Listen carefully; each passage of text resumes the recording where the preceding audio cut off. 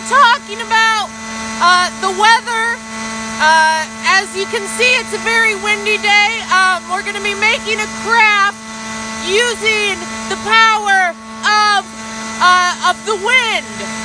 So let's go inside and get our materials. So the materials you're going to be using today for our windy day craft include a bowl and a spoon for mixing, some paint, watercolor is best, but you can use any kind, a straw, a crayon or marker, some water, and a blank piece of paper. So we're going to start by taking our dark colored crayon or marker, and towards the bottom of the page you're going to draw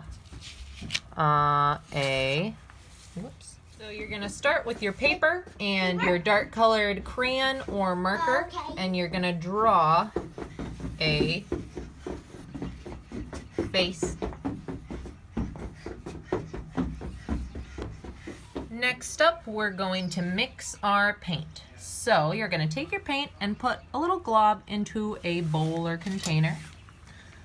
Next, you're going to take some water, because this is going to make the paint just a little bit more runny and liquidy, which is what we want. So pour a little water in and use your spoon to mix it up really well till you can kind of, it's just like a colored water basically. That's the consistency you want.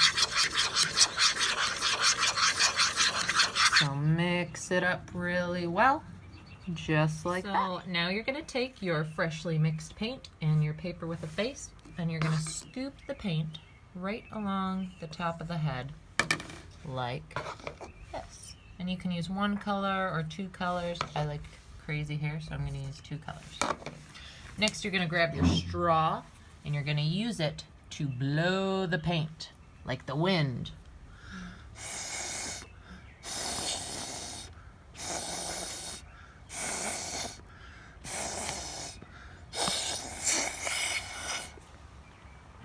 Whoa, look at that crazy hair.